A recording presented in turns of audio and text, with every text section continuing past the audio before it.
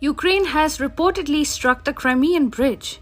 The bridge, which serves as the only land link between Crimea and the Russian mainland, has been a symbol of Russia's annexation of the Crimean Peninsula in 2014.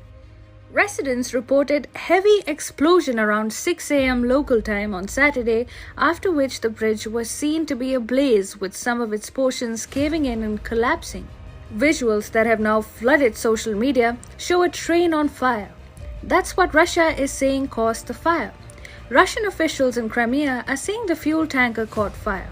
What that doesn't explain is why this would happen only if a train were burning. As can be seen, the railroad bridge is on fire. But what explains the collapse of the vehicle portion of the bridge? Many are claiming that this looks like the job of the Ukrainian military, particularly its special forces. The loss of the Crimean bridge is bound to hurt Russia more than any previous Ukrainian counteroffensives have. That's because the bridge has been a symbol of Russian power, grandeur, and authority in Crimea. Not to mention, it has served as the only land connection between Crimea and the Russian mainland, even if Ukraine does not admit to striking the bridge. Meanwhile, this is how Ukraine reacted. Sick burn. Well, that should clear all doubts. Kiev may have just crossed a massive red line. Evidently, Russia is taking a beating. The partial collapse of the bridge represents a startling blow to Russia's logistics and its overall war effort. The question is, how will it respond to such damage being inflicted on infrastructure seen as critical by the Kremlin?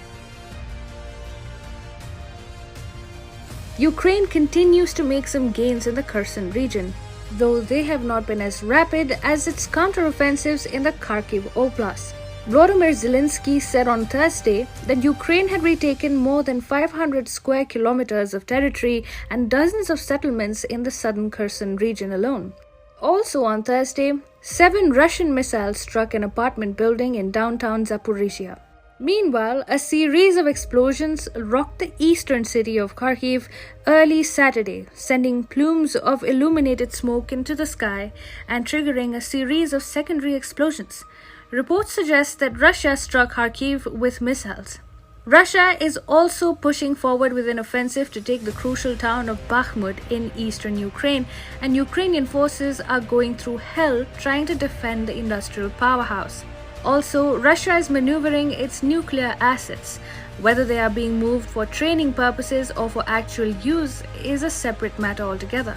The very fact that images of a nuclear train went viral around the world and prompted paranoia is sufficient reason to believe that Moscow wanted the world to know it was moving its nuclear assets around.